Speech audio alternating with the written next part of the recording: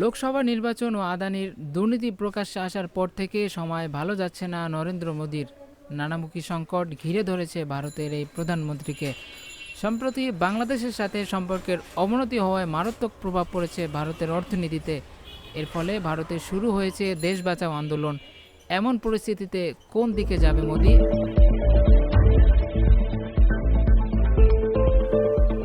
দক্ষিণ এশিয়া সহ বিশ্বের কয়েকটি দেশের সাথে বর্তমানে সম্পর্ক ভালো যাচ্ছে না ভারতের।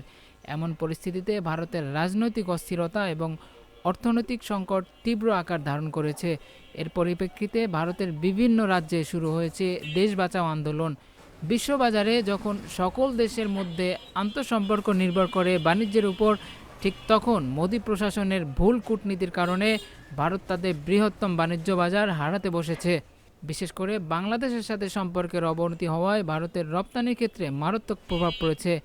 বাংলাদেশ থেকে ভারত প্রতি বছর 16 বিলিয়ন বা $1,600 কোটি রেমিটেন্স অর্জন করে, যা ভারতের গড় আয়ের একটি বিশাল অংশ।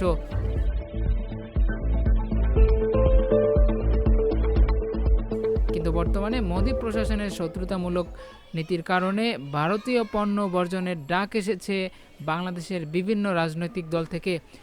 বাংলাদেশের বিভিন্ন স্থান থেকে ভারত হটাও এবং ভারতীয় পণ্য বর্জনের আন্দোলন এখন তুঙ্গে।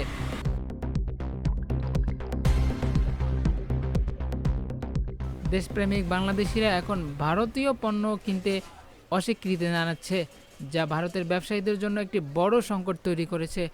ভারতের নিজ দেশে কৃষক সহ সর্বস্তরের মানুষের মধ্যে ক্ষোভ তৈরি হয়েছে, যা মোদী সরকারের উপর বড় চাপ সৃষ্টি করেছে।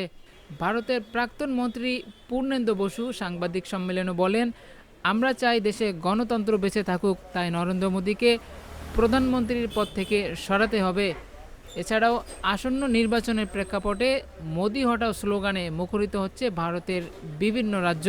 মোদী সরকারের বিরুদ্ধে ক্ষোভের বহিঃপ্রকাশ হিসেবে পোস্টার লাগানো হয়েছে বিভিন্ন স্থানে, যেখানে লেখা রয়েছে মোদী হটাও দেশ বাঁচাও।